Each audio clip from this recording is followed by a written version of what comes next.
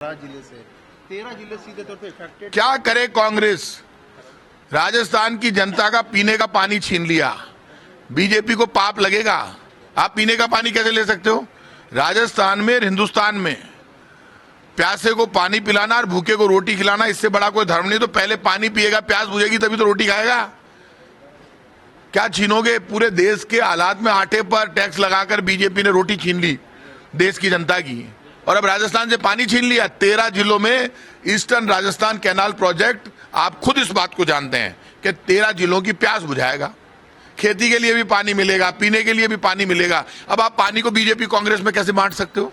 आपको किसने राइट दिया? लेकिन ये तो बीजेपी कांग्रेस में पानी को बांटकर बात कर रहे हैं और कह रहे हैं कि पानी में बीजेपी को पहले जिताओ, उसके बाद हम पानी देंगे। जान लोगे क्या? 25 सीटें दे दी राजस्थान की लोकसभा की, पूरी 25 सीटें दे दी। फिर भी उनको कह रहे हैं कि साहब नहीं, पहले वोट और दो। तो अब तो हमारी जान बची है, निकाल के ले लो। ये क्या तरीका हुआ? बीजेपी वाले धमका रहे हैं, डरा रहे हैं, ये नहीं चलेगा। राजस्थान की के जोधपुर जिले से मुख्यमंत्री अशोक गहलोत जी भी आते हैं, केंद्रीय मंत्री गजेंद्र सिंह जी भी आते हैं।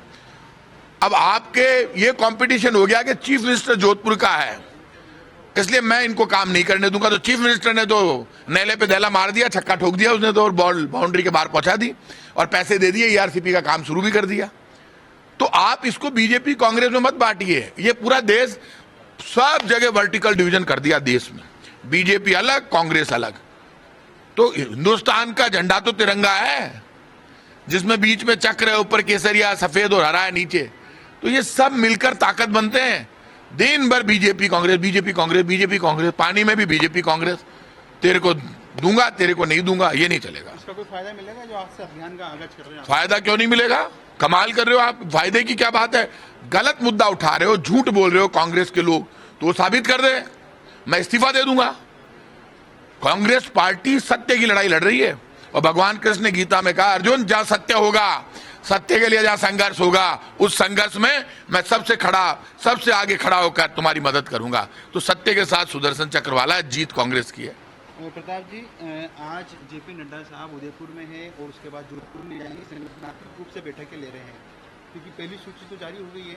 संगठन के रूप में बैठक ले लो और टिकट दे दो। भाटा पड़ रहा है, बराबर लड़ रहे लठ चल रहे हैं बीजेपी में। तो चालू हो गए लड़, काज तोड़ दिया बेचारे देवजी पटेल की गाड़ी का।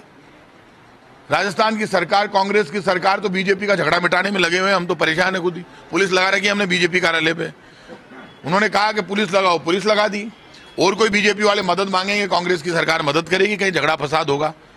तो हमें तो खुद कानूनी व्यवस्था के लिए, इसके बावजूद खुद मुख्यमंत्री अशोक गहलोत चिंतित है, पूरी कांग्रेस पार्टी चिंतित है।